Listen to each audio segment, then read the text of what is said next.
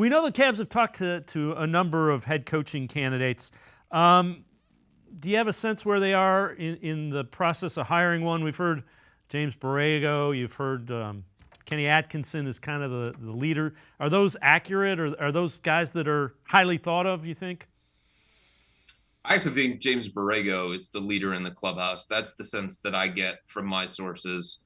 I'm also told that the Cavs are looking at the possibility of interviewing one or two more candidates before making an actual decision when it comes to this. It's been more than a month since the Cavs moved on from JB Bickerstaff. It's been a wide ranging, extensive search. That's what it was the last time the Cavs embarked on this thing about 5 years ago. It led them to John Beilein. That was a terrible decision that they made, but they recovered from it thanks to JB Bickerstaff.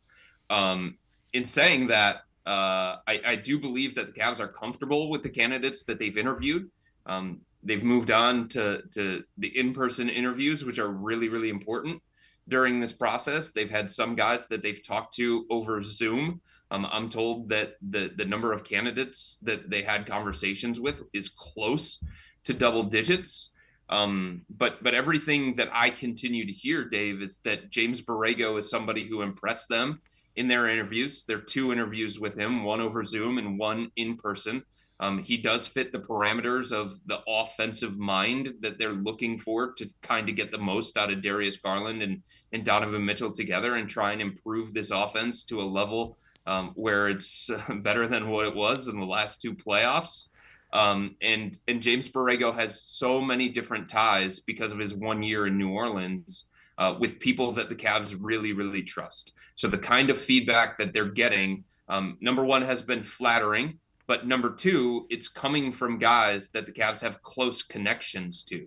So they believe it more, right? It's not as much BS. David Griffin is the mentor to Kobe Altman. Larry Nance Jr. played for James Borrego, so they can get a player's perspective because Larry Nance Jr. was a Cav and he still has close ties to various members in this organization. And there was also somebody in the Cavs front office a few years ago that when he left Cleveland, he went to New Orleans and he was on the coaching staff with James Borrego, and they've reached out to him as well. So all of those kinds of ties and the information that the Cavs are getting, it's a different kind of information. It's a different kind of confidence that you have in that feedback because of those relationships.